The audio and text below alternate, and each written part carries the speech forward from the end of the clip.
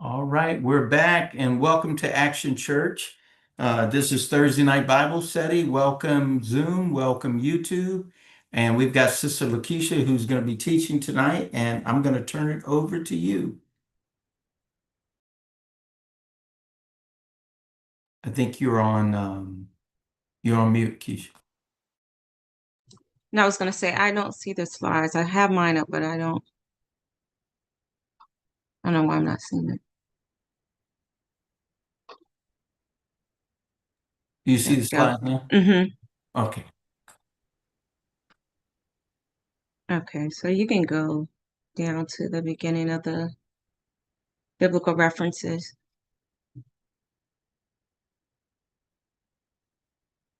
The next one. Yep. Okay, good evening, everyone. So tonight we will be studying about Absalom's rebellion.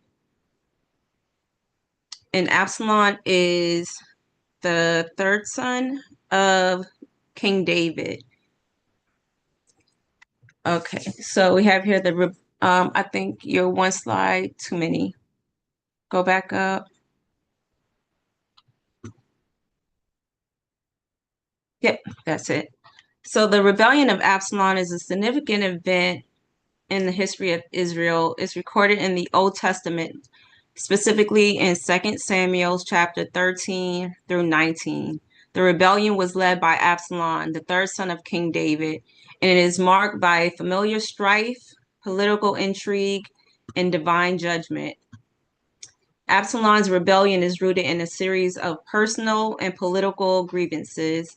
The immediate cause can be traced back to the rape of his sister Tamar by their half-brother Amnon, David's firstborn son. David's failure to adequately address the crime led by Absalom's deep-seated resentment. After 2 years, Absalom avenged his sister by orchestrating Amnon's murder during a feast, and this is recorded in 2 Samuel 13, 28 through 29. Following this, Absalom fled to Geshua, where he stayed for 3 years, and this is in 2 Samuel 13, 37 and 38. Next slide.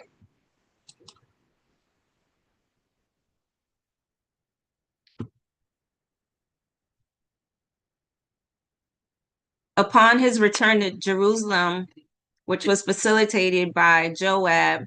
Joab is David's commander in his military, and he's also his sister's son. So this is actually his nephew that he's put in charge of his military. Absalom began to undermine his father's authority, and he positioned himself as a judge in the city gate, winning the hearts of the Israelites by promising justice and favor. This strategic move laid the groundwork for his rebellion. So going back to the earlier slide, it started when Amnon, his brother, actually raped his sister. And because of those 2 years of sitting in anger, he took this a little bit further and he wanted to overthrow his father. So he then began to win the hearts of the people. Absalom's rebellion formally began when he declared himself king in Hebron, a city with historical significance as David's first capital, and that's recorded in 2 Samuel 15:10. He gathered a significant following, including Ahithophel, one of David's trusted advisors, who defected to Absalom's side. The rebellion forced David to flee Jerusalem for his loyal followers, crossing the Kidron Valley and ascending to the Mount Olives in sorrow. And this is in 2 Samuel 15, 23, 30. Next slide.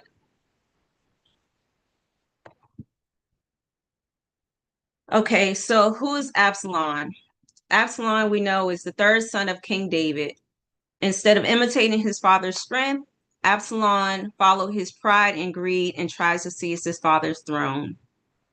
His name is Absalom. It is a Hebrew name, and it means the father of peace, which is very contrary to the type of person that he was. I would believe that he started out as being a peaceful person, but after what happened to his sister, he became angry. And I'm sure anybody that's experienced any type of assault or know that any of their family members have been assaulted, raped, or molested, that causes you to go into a form of anger. And I personally can speak from being assaulted that I'm still asking God for healing from the anger that I still have for the person that has done that to me. So I can understand why Absalom is so angry and why it goes on for so long.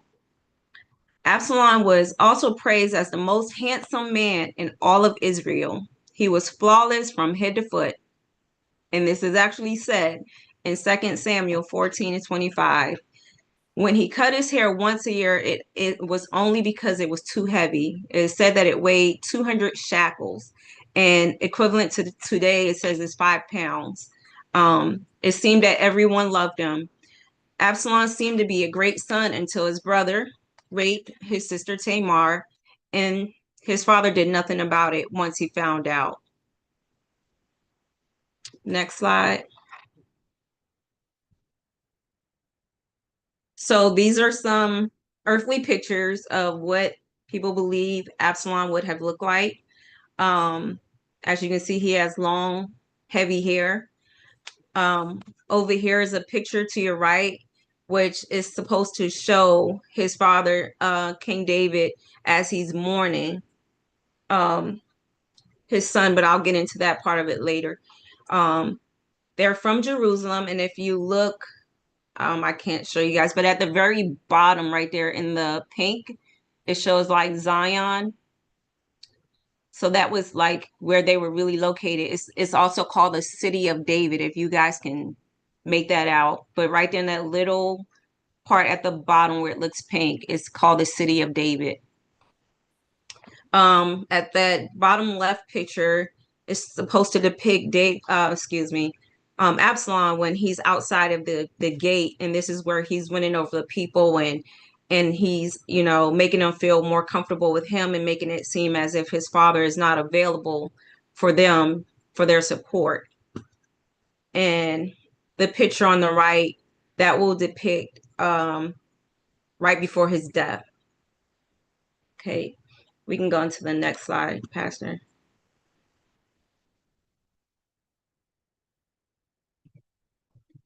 So the warrior's role. So Absalom's spiritual, mental, and physical battle.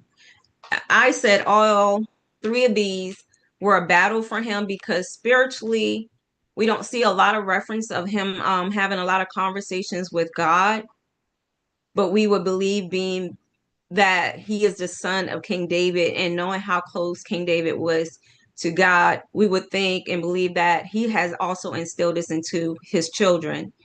Mentally, I say mental because of the anguish, the anger, and the battle that he has going on in his mind because he's so angry at what happened to his sister by his own brother.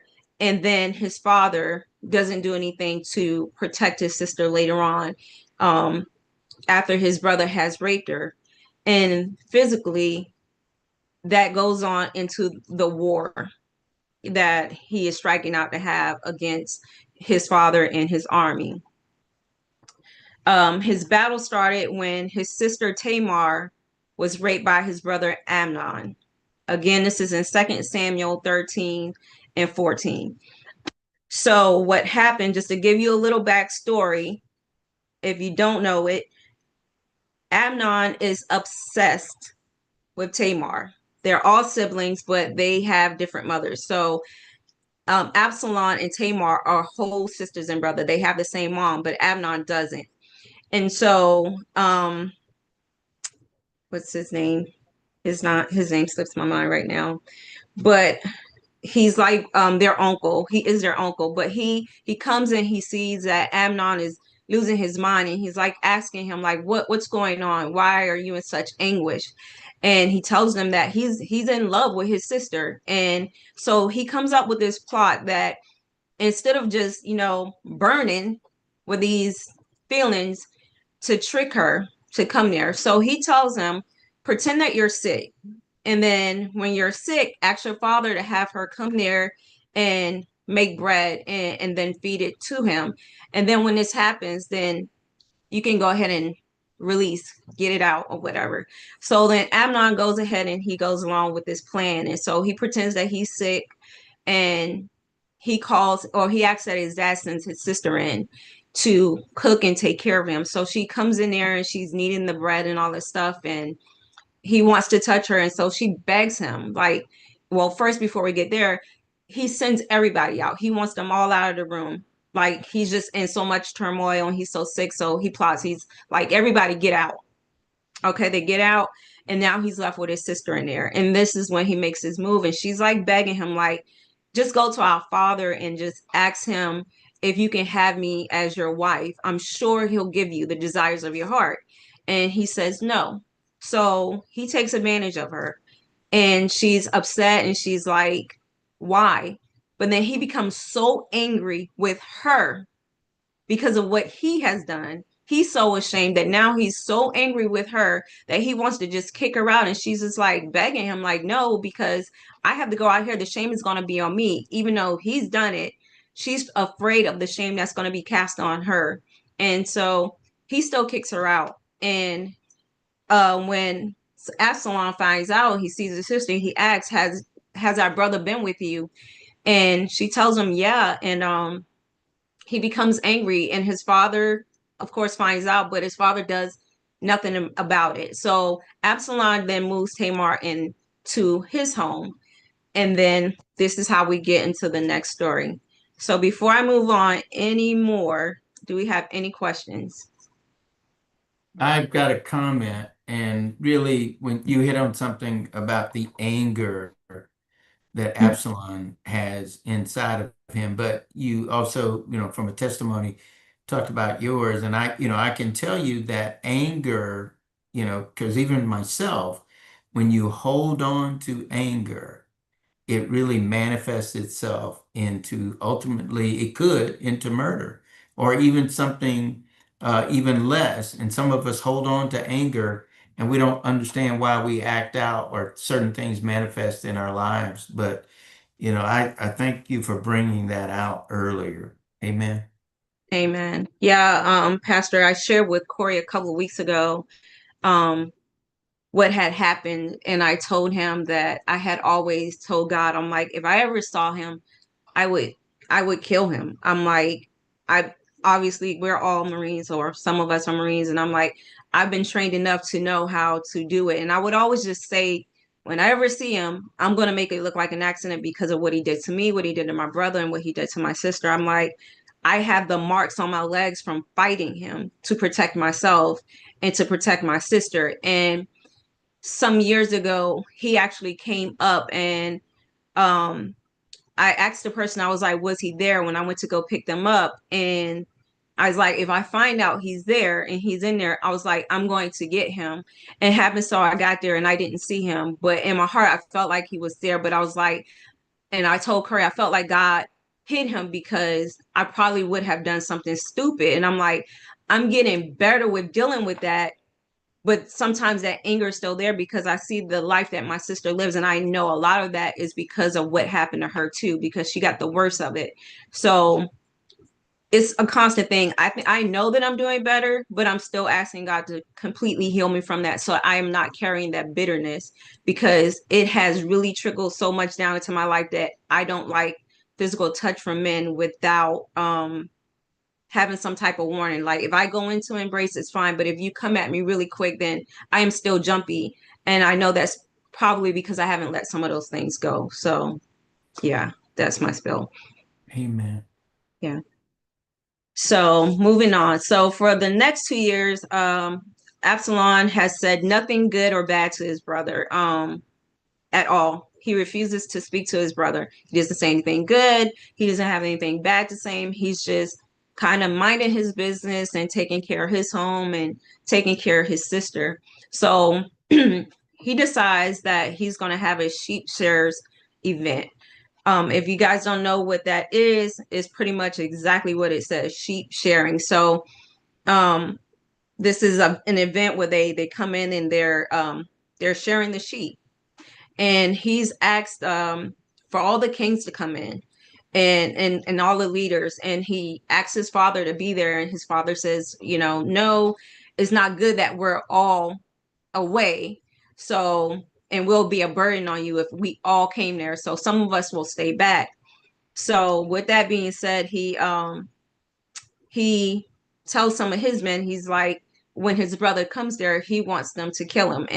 And that's what they did. So they carry out his order and they kill Amnon. And of course, his father he's sick. He's upset. Like, my son is gone. And the people come back and he thought he lost all of his sons. But they assured him, like, it's not all of your sons. It was just only one. And he had to find out that it was by the order of Absalom.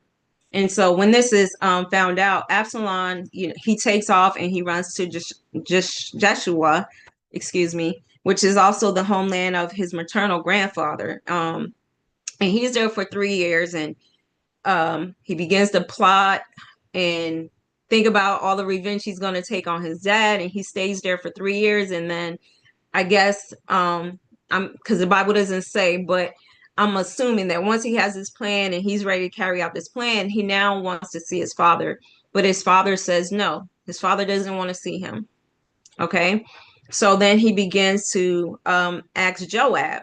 And Joab, again, is the king's right-hand man. He's his commander for the military. And so Joab goes and he asks the king, pleased with the king to allow him to come and to see him. So finally, well, before that, Joab goes to an innocent woman and he tells her what to say and to go before the king and to plead before the king. And so he comes up with this story and she presents it to the king. And of course, the king is like, she presents it in a way of like assault and what would you have done if this person did that? And so the king is like, they should be dealt with. And so with that being said, he promises her that they would deal with the person that has come against her son. And so she says, well, if that's the case, king, then shouldn't you deal with your own household first? And he asks her, did Joab, put these words in your mouth? And she tells him the truth. She said it was him that did this. So he's like, fine, let him come back. So he allows Absalom to come back home. But here's the thing. When Absalom comes back home,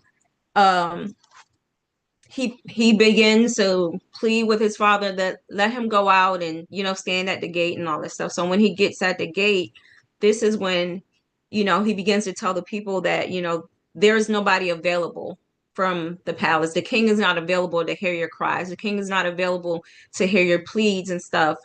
But if I were made judge, then I would hear your pleas, So he's like winning them over. The Bible says even that he begins to greet them. And when he would greet them, he would reach out for their hands and he would actually kiss them. So he's really, really winning over the hearts of the people. Next slide.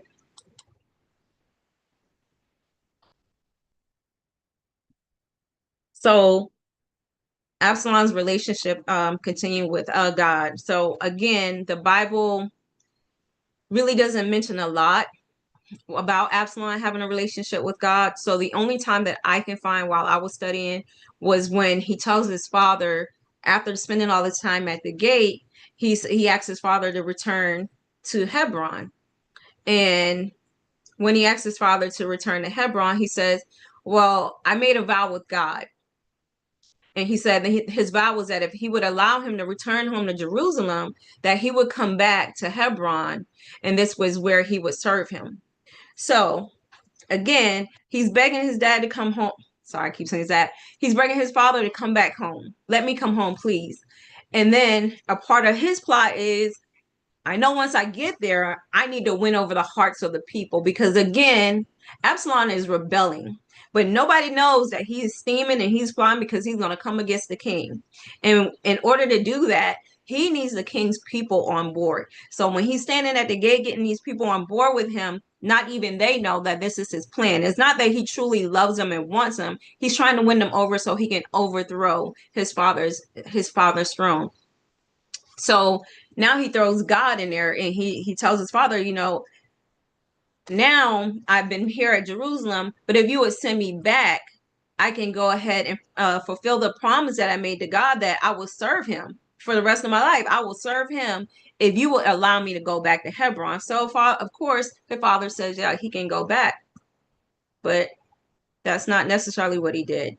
So at the end of 4 years of being there, Absalom said to the king, let me go back to Hebron, and he fulfills the vow.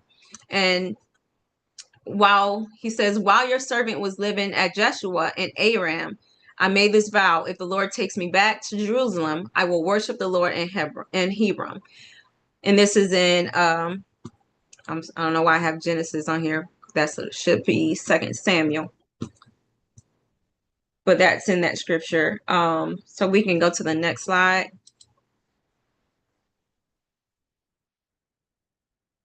So we don't see that in the word that Absalom kept his word and served the Lord. So we don't see that anywhere.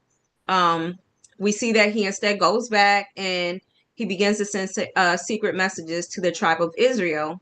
And then when he's doing this, even the people that he's sending these messages to, they're looking like what's going on. So he announces himself as king. And what he tells them is like, when you hear the trumpet sound, then I will announce that I'm king. And so these people that are supporting him are like, what? Like, hold on, we didn't have anything to do with this. We didn't even know anything about this. What are you talking about? Like, this isn't what we expected. We weren't trying to be a part of this. We don't want any problems with the king, but this is what he does. And he sets the people up for this. Next slide. Are there any questions so far?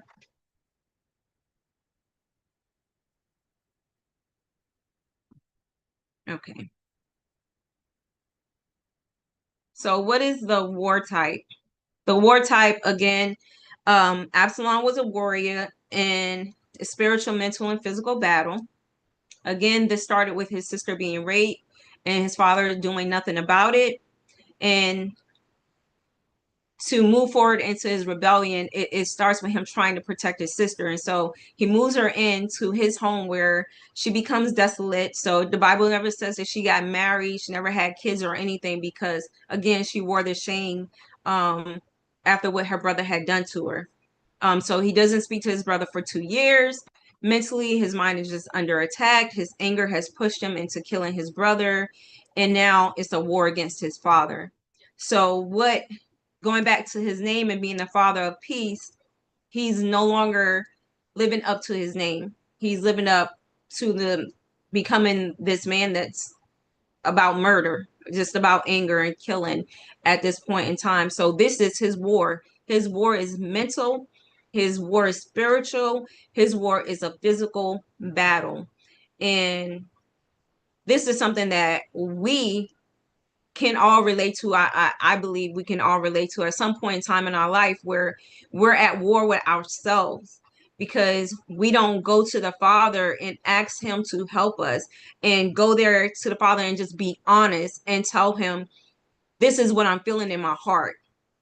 This is how I feel like I've been done wrong. And instead we just hold on to it and we just let it simmer and simmer, and it becomes us. It becomes a part of us, and it causes us to become bitter, and it becomes us to be or causes us to become resentful and hateful. I heard somebody say one time when they were preaching, they said, you're wondering why you can't be blessed because you're just too disrespectful.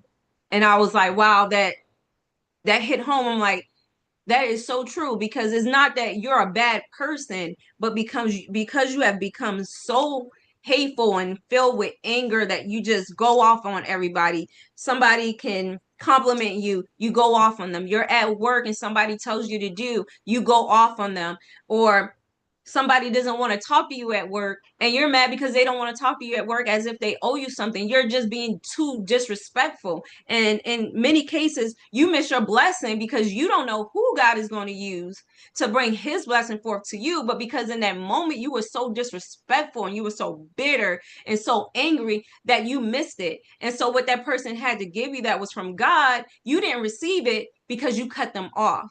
You didn't receive it because you were so nasty to them. And you didn't receive it because God tells us to respect the authority that he has placed over our lives. And yet we don't want to do it because we think, oh, they think they're better than me, or I have more degrees than them, so why should I respect them? No, you are missing it. And you're going to continue to miss it because you are being disrespectful. You're being so nasty, and you're allowing the enemy to take over. You're allowing your pain to take over. You're allowing the anger to take over. And we're just missing out on stuff. So we have to go to God and be like, this is the truth. This is where I lack at. This is where I'm failing at. This is where I'm broken at. This is where I have not healed at, Lord. I need your help so I can become the person that you have created me to be. So that I can be the person that travels the journey that you want me to travel, so that I can go out here and bless others. But I can't bless others because I'm still walking in my own hurt. I'm still walking in my own pain. And for me personally, I acknowledge that. So I go to God and I have to keep telling him that I need to be healed from this. So that when my husband goes to hug me, I don't jump first and then allow him to hug me. When somebody else hurt me on my job, I did carry that anger for a little while. Then I went and I fell on my face and I prayed for them. Pray for their healing. Why are they so mean? Why are they so nasty? And then God began to change my heart. And that's when God allowed me to move on to my next blessing. But I couldn't leave because I was so angry. I'm like, why are you always coming against not just me, but everybody that worked there? You're just walking around mean, bitter, and nasty. But then I prayed and I asked God for their healing. And when I asked God for their healing, it was less than a month. God moved me on into my promotion, into my next job. So I'm just saying, sometimes we miss our blessing in our next movement because we have not healed and we have not been honest with God. We haven't been honest with ourselves to get the healing that we need. Next slide. Wait a minute, I'm sorry. Can I jump in? Because you didn't wait a minute now. I'm sorry. Wait a minute. You I just know done that's gave right. us 15 mouthful. Wait a minute. We ain't jumped. No, ma'am. You just walked Absolutely. that word on us. Okay, sorry. So let me just say thank you, thank you, thank you. Because as we're looking at this war here, and I love how you have it broken down, because you did the spiritual. Oh, I mean, if we go back, you did the spiritual, you did the physical, you did the mental. And as you just said, some people are in mental war, mental anguish. And like in Absalom case, as you're talking about all that anger, that we get irritated when people try to tell us the truth. But we didn't recognize it, that you're kicking at your own stone. You're kicking at the stone that was thrown at you. I mean, that you're throwing at others is actually ricocheting on you. And so you just, wait a minute now, you just walk that. Get out your own way is what I'm catching. Just get out of your own way. Take what people are telling you. And as you said it so well, don't be so angry. Don't be so mean that you miss your own blessing. I would never say what God can and cannot bless, because that's his word. I don't get to say, but we know that the Lord is not in the midst of confusion, and he is not going to bless anything outside his principle. So I just not know. You couldn't just run past that because that was too good. Anybody else? Yes, I want to jump in. I want to say, Lakeisha, this is really, really a good word. Very therapeutic, honestly, because there are a lot of people who are dealing with what you're talking about, and I thank God for your transparency. What we have to assess, and like you said, when you find yourself, having all these anger and these emotions, and like you talked about, because I was raped too when I was a girl, and my I shut down, and that's another thing, a coping mechanism, that the body just shut down and forget about it. And for years and years and years, I didn't even remember. And like you said, when my husband touched me, I would cringe, and I didn't know what was going on. I didn't understand where this was coming from. And that's where you have to assess, where are these behaviors coming from? Where is this resentment coming from? Where is this anger coming from? And then you have to talk to the Lord and say, God, show me, take me back. And a lot of it goes back to our childhood. There's always a root cause, and we have to seek God because he knows all about us. He's our daddy, and he knows our nature and how we were created. He knows everything about us, and that's the best place to start to so that we can get healed instead of hurting others and transmitting that behavior onto others. So thank you so much. This is better than any going to any counselor. Honestly, it really is good, gooder than good. Thanks, Lorraine.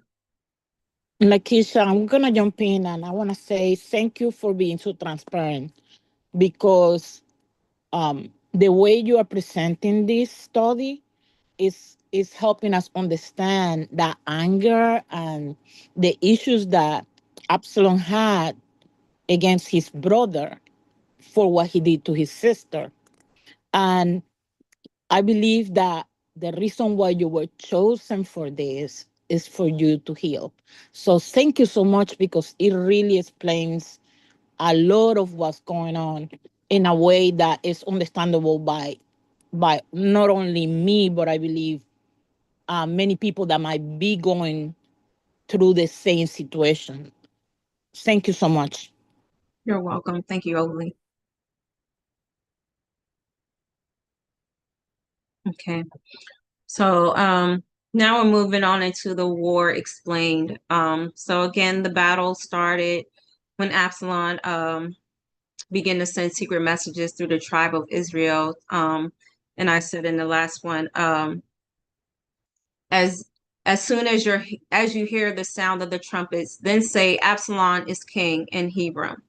And this is in 2 Samuel 15:10. 12 goes on to say, while Absalom was offering sacrifices, he also sent for Ahithophel. That was the name I forgot earlier. The Gileonite, who is also David's counselor, he comes to Shiloh, his hometown. And so the conspiracy gains strength and Absalom's following continues to increase because now he has help in getting this word out. And so more and more people are, coming to him. And so then a messenger is sent to tell David, and they went to tell David that the hearts of the people of Israel are now with Absalom. And it was common for this to happen. It was never their destiny, though. Never was it their destiny. So then King David said to all the officials who were with him in Jerusalem, come, we must flee, or none of us will escape from Absalom. We must leave immediately, or he will move quickly to overtake us and bring ruin to us and put the city to the sword. So at this point, you can move to the next slide. But at this point, King David is actually becoming afraid that he's going to be overthrown, that the people are going to come against him, and those that actually stick with him, that they're probably going to die too. And so he's afraid of his own son, that his own child is about to come against him, and he's already lost his other son, Amnon. And now his son that was supposed to be his favorite son, I'm not sure if I mentioned that, but Absalom is his favorite son, and now he's afraid that his son is going to come and he's going to overthrow his throne and take his people too. So continuing, but David continued up the Mount of Olives, and he's weeping, and as he went, his head was covered and he was barefoot. All of the people with him covered their heads too, and were weeping as they went up. Now David had been told, Ahithophel is among the conspirators with Absalom. So David prayed, Lord, turn Ahithophel's counsel into foolishness. Why is this important?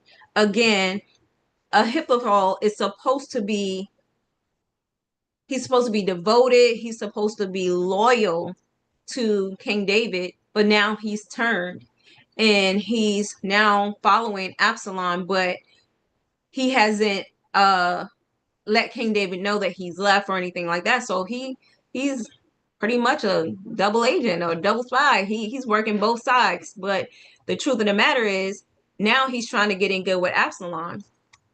And so obviously we know that's going to be not good, because how are you my counsel, but you're over here with my enemy? And we know how in life, even now, they say enemy of my enemy is a friend. So in essence, Ahithophel is setting himself up to make sure he comes out of this good, because he really believes that he is going to overthrow them. So that's not good. So when David arrived at the summit where people used to worship God, Hushai, the Archite, was there to meet him, his robe torn and dust on his head. And David said to him, "If you go with me, you will be a burden to me. But if you return to the city and say to Absalom, Your Majesty, I will be your servant. I was your father's servant in the past, but now I will be your servant. Then you can help me by frustrating Ahithophel's advice." So what King David has done now is he's basically, when he says earlier, he asked God to turn Ahithophel's counsel into foolishness. So he's asking God that whatever he says, turn it into opposite. Basically, make it work out for my good. Let whatever Absalom receive turn out to work in favor for me. Twist his words up. Do whatever you have to do, Lord God, but keep my people, keep my throne. And so Hushai comes and he's like, "Well, why are you here? You're not going to be able to help me." But then he finds a reason to send him over here. And he's like, "But if you allow God to use you, go over there and then help to confuse its word, because he's gonna look to you for the word. And I need you to go over there and tell him that I was once, your father's servant, but now I'll serve you." And now he has two servants over there that he has to look forward to counsel, but he still is no wiser to what's really going on. And that's because he's so blinded again by his anger that he doesn't seek counsel from God. He doesn't take his time. Bible doesn't say he goes and fasts and waits on the Lord to give him an answer, but instead he's just being greedy. And with so much anger, I just want to take what I want and I don't care what happens. I believe that what I'm going to do is the truth and it's going to get me to where I want. And so this allows the enemy to come into play, and he doesn't even know that the enemy is there and not really on his side, but really trying to protect himself. And so now God is going to use Hushai to bring forth some answers you'll see later. So Ahithophel answered, "Sleep with your father's concubines, whom he left to take care of the palace." So in this right here, when King David gets ready to leave, he leaves some of his concubines back to watch over the palace and take care of things there. So he leaves, I believe it's like 10 of them he leaves back. And so Ahithophel knows that they're there, but he sends Absalom there and tells him to go over there and to sleep with them, but he also tells him to do it in the presence to where everybody can see. So then it says, "Then all Israel will hear that you have made yourself obnoxious to your father in the hands of everyone. With you will be more resolute." Next slide.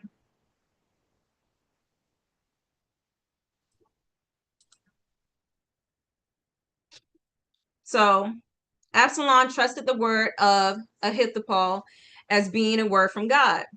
He decided he would set out with 12,000 men to attack at night, while David would be weary and weak, causing his people to flee. He would kill only his father and bring the people back. So now he's trusting the word again of Ahithophel. And again, we know that God is going to twist Ahithophel's words to make it not work in his favor. And now Hushai is going to come in. And when he comes in, Absalom calls for him and he says, basically, "I want to hear what you have to say. I've already heard what Ahithophel had to say, and he believes that the word that Ahithophel has is from God." Again, he doesn't go to God for himself. He trusts somebody else to go to God for him.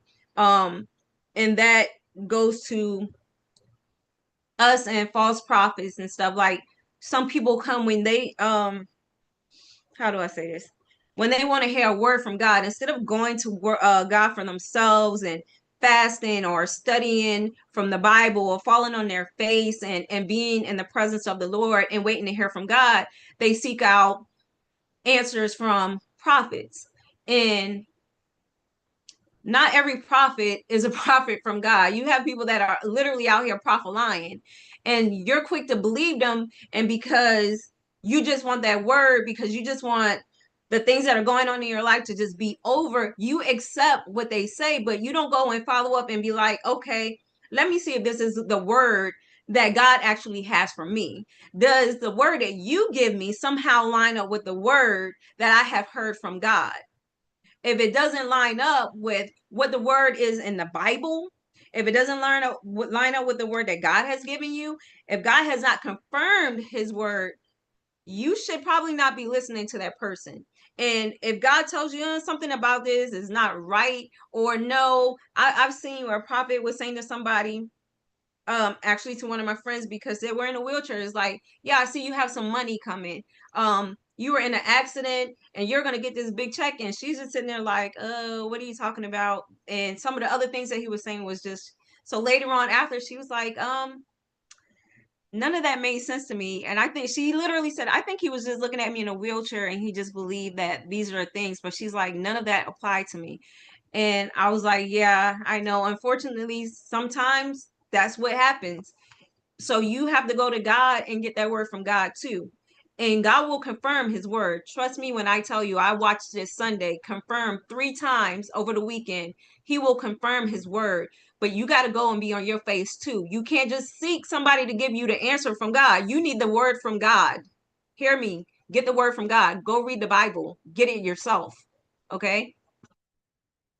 So I advise you, let all Israel from Dan to Beersheba, as numerous, hold on, I think I skipped something. Hushai replied to Absalom, the advice Ahithophel has given is not good for this time.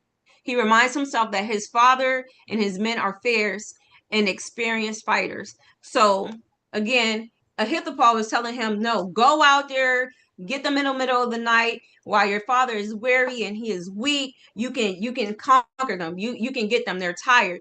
And so Hushai has to remind him, did you forget who your father is? For us now in the spirit, have we forgotten who our father is? Because we can't forget who our father is. All right. And he tells them our father, his father is fierce, and he has all these men. They're experienced fighters. You can't just go and think you're going to go in there and attack him, because trust and believe they're waiting for that already. So now you're going to destroy yourselves. So this is what Hushai tells him. And so it goes on to say, so I advise you, let all Israel from Dan to Beersheba, as numerous as the sand on the seashore, be gathered to you, with you yourself leading them into battle. Then we will attack him wherever he may be found, and we will fall on him as dew settles on the ground. Neither he nor any of his men will be left alive. If he withdraws into the city, then all Israel will bring ropes to that city, and we will drag it down to the valley until not such as a pebble is left. And that's coming from 2 Samuel 17, 11 through 13.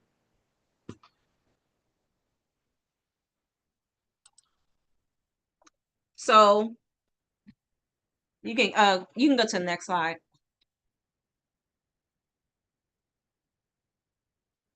So Absalom and all of his men of Israel said that the advice of Hushai the Archite is better than that of Ahithophel, for the Lord had determined to frustrate, as King David had asked God to do. God answered his prayers. So that word frustrated him and the good advice of Ahithophel, and in order to bring disaster on Absalom.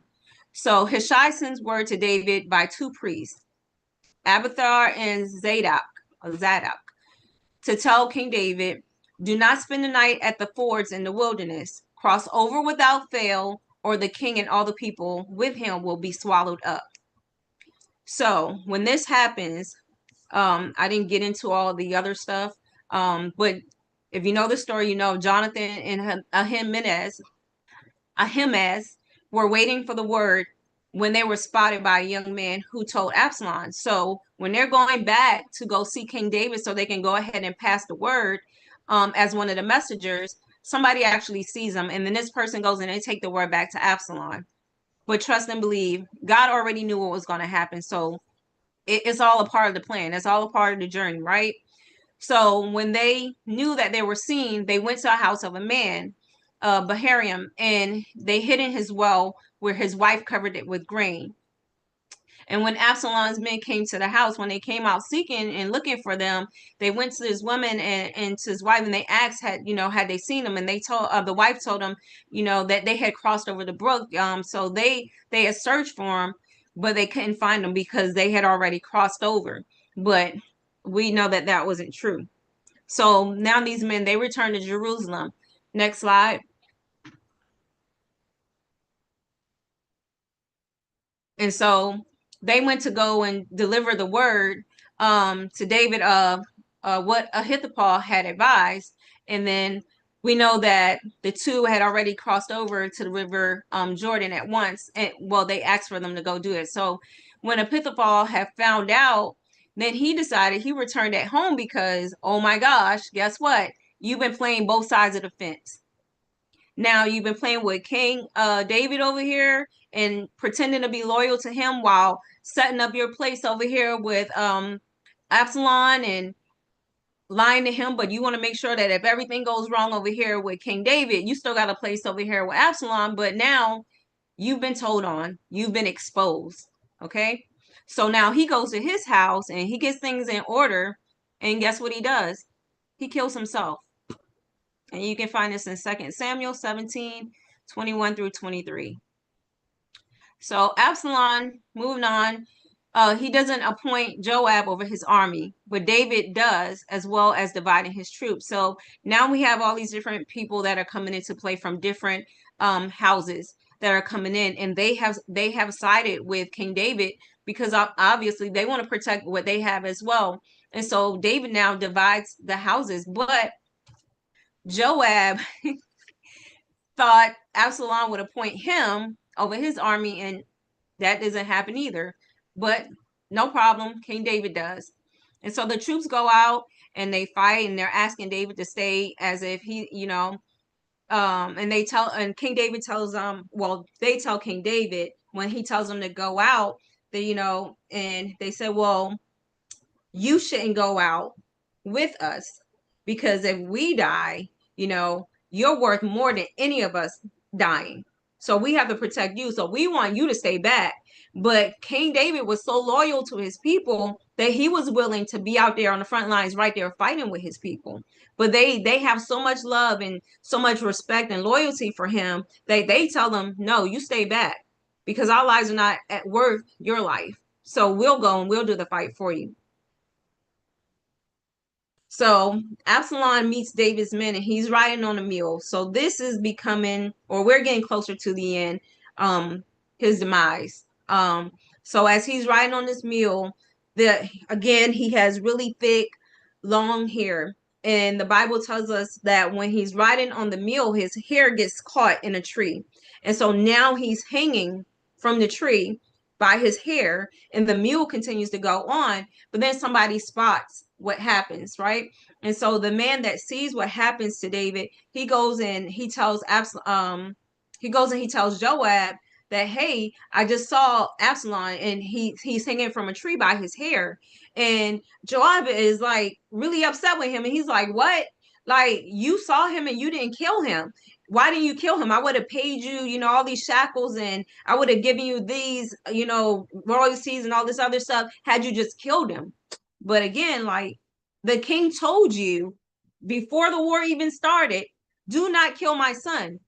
The king has told you, be gentle with my son. Even though my son has done all of these things, even though my son has killed my other son, I still love my son. Do not kill him. These are his instructions. Do not kill my son. And so when the the man tells Joab that he sees him, Joab is hot. Like, why didn't you kill him? And he's just like, I would not kill him. There's not enough money you could have given me to kill the king's son. The king has advised us not to do that. And if I would have done that, you would have walked away from me too. So you would have paid me this money and you would have given me all this stuff. But then when the king starts asking questions, you're going to act like you don't know what's going on. You're going to leave me out to dry. So no, I didn't do that. But Joab sets out and he goes and he finds Absalom, and he sees him hanging from the tree. And so Joab then plunges 3 javelins to his heart, and he leaves him there, and the rest of his men continue to strike him and stuff until they kill him. And again, this is in 2 Samuel 18, and you can go to the next slide. So now Joab has done differently than what the king has asked him to do. He's literally killed the king's son. So now I don't know what happened to the other son, but it says that he had 3 sons, and it says that he has no more son. So now the king is weeping because he literally, when he finds out that his son is also gone, it's like, I have no more sons. my sons are all gone. And Joab comes to him and tells him, like, hey, you need to get it together. You're out here weeping and crying. You need to go and put your face back on and show these people that you're not weak. But can you imagine losing your son? Like, our children, they do things. I don't care how old they are. I don't care if they're 30 years old. They're going to make mistakes. They're going to be disobedient. Some of them going to go their own ways. And as much as we're praying for them, we have to sit back and wait for God to change them and God to pull them back in. But can you imagine losing one of your kids? I don't think any of our kids are bad enough, at least not anybody that's online right now. I don't think any of our kids are so bad that it would not bring you grief to have somebody kill them, even after you have already told them, do not kill my child, just bring him back and I'll deal with him, but don't kill him. And now your child is gone. So you have nobody left. They're all gone. So now we get into our principles of war. First principle, stamina. Absalom waited years before attacking his father. And during those years, he gained the trust of the people and he had them trust them over his father. The principle of engagement. Absalom did not engage personally with the Lord, but he sought godly counsel from Ahithophel and Hushai before rushing in to attack his father. Again, he made the mistake of not talking to the Lord from the beginning. From when he first became so angered with his father, he never went and sought the Lord on how to deal with his anger. And so now, because of that anger, he's lost his life. And the only godly counsel he sought was from somebody else. And what he didn't know was one of those people wasn't necessarily on his side. One of those people was just out there for himself. Okay. Resilience. Absalom had no resilience. He allowed the anger and hatred to push him into battle. Relevance. Absalom gained nothing good from this. The battle literally cost him his life. And that battle is his anger. And it cost him his life. Next slide.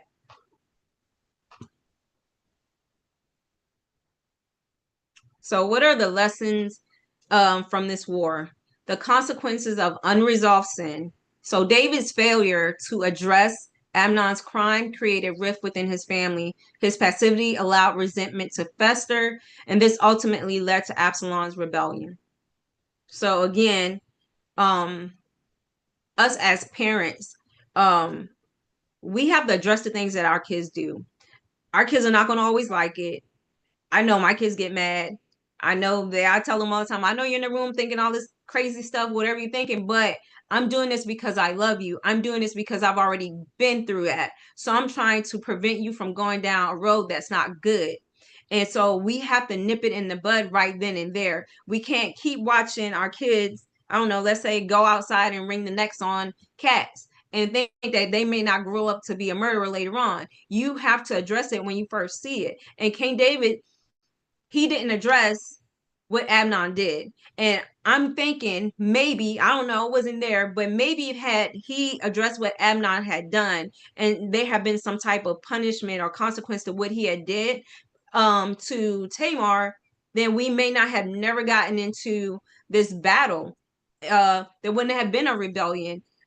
We hope there wouldn't have been a rebellion because King David would have addressed it, not causing Absalom to be so angry and resentful towards him. This highlights the importance of confronting sin and seeking justice and the dangers of pride and ambition. His pride, his ambition to hurt his father, it took over, and many lives were lost in the midst of it. Many. Absalom's charisma and beauty won him the admiration of people, but his unchecked ambition and the pride led to his downfall. Proverbs 16:18 reminds us that pride goes before destruction and a haughty spirit before a fall. Absalom did all of this. He never checked himself. His pride got in the way. His anger got in the way. And it ultimately led to a fall. And it goes back to what I was saying about being disrespectful or allowing anger to rage up in you so much that you project that onto other people, and you can destroy what you have been building. You can destroy what you want to build with your own hands because you haven't addressed those things that are within you that you need to address. And when people point them out, we're so quick to, to reject it. Yeah, maybe if it's one person, maybe even two people that say, "Oh, you're so mean," or "Why are you always being so mean?" or you're just snappy. And we might be like, "Oh, okay, whatever.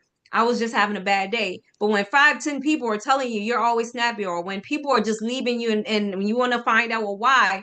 Well, because you were so nasty, or I just watch you be nasty to this person over here. You might want to take heed to that, because you can lose the things that you have built. You can lose things that were going to be built, because nobody wants to be bothered with you. Nobody wants to help you because you haven't shown yourself favorable to receiving their help, or receiving that love, or receiving whatever they can do to share that information, or whatever the case may be, because you just been ripping and tearing people down. And it's not really because you're really actually a mean or nasty person. It's because you're still carrying so much hurt and so much anger from something that somebody has done. And now you're carrying pride, and that pride won't let you let the anger go so that you can receive. Okay. So the depth of a father's love, despite Absalom's betrayal, David's grief reveals an unconditional love of a father. That goes back to what I was saying. We love our kids regardless. And David loved his kids, but he should have addressed Amnon from the beginning, and he should have been there for his daughter.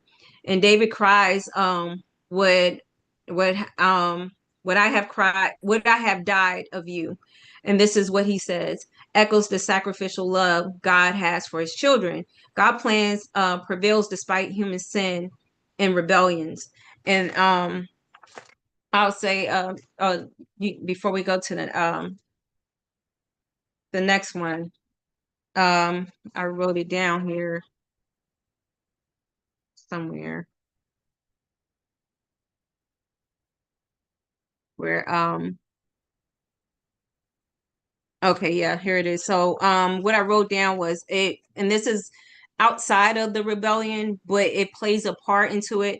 And this is when I was thinking like Nathan's prophecy, that turmoil would arise from King David's his palace. And it goes back to when I was just going through all of this. I'm like, man, so basically what happened to Tamar and the loss of his sons, I'm like, well, earlier on, when King David saw Bathsheba out there and she was bathing and stuff, and he watched her, I'm like, he took a married woman and he had her brought in, and he did what he did with her, and she got pregnant. But this was another man's wife. And then to try to cover up his sin, he asked Joab to bring him back or send him back. And when he sent him back, he wanted him to go and sleep with his wife. But this man's loyalty to King David and to the loyalty to his men, he wouldn't even sleep with his own wife. And so then King David sets him up and says, well, put him on the front line and have him killed. And then he takes his wife. And I'm just like, oh my God, like, look at the sins of the father. Like, you did all of this and you took somebody else's wife. Your son raped his sister. Your son was killed by your son, and you had somebody else's husband killed to cover up your sin. So I'm like, maybe if you hadn't even done all of these other things, maybe you wouldn't have had all this war and this curse, or whatever you would want to call it. But the sins fell on your house, and it started a long time ago. So that's why I go back and say that we have to watch what we do in this life, because our kids are watching us. Other people that are following us in leadership position, they're watching us. We got to be careful what we say and the moves that we make, because we never know how it's going to impact their household. How is it going to impact their success at work and stuff, because they're looking at the things that we do. And the truth of the matter is, we're not all clean, and we're not teaching them the right things. And this is what happened with David. So it's like everything that he done in his past, they came back and they hit his household, and it left him a hot mess. So that's it. That's all I have for tonight. If you guys have any questions or any comments, thank you.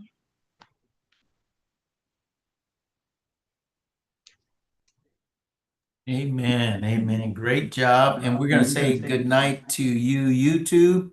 Have a great evening. And if you want to be a part of the more intimate session where you can dial in via Zoom, I would recommend that you go to actionchurchva.org and you can get the link to our our Zoom. That way you can dial in. Amen. All right. Good night, YouTube.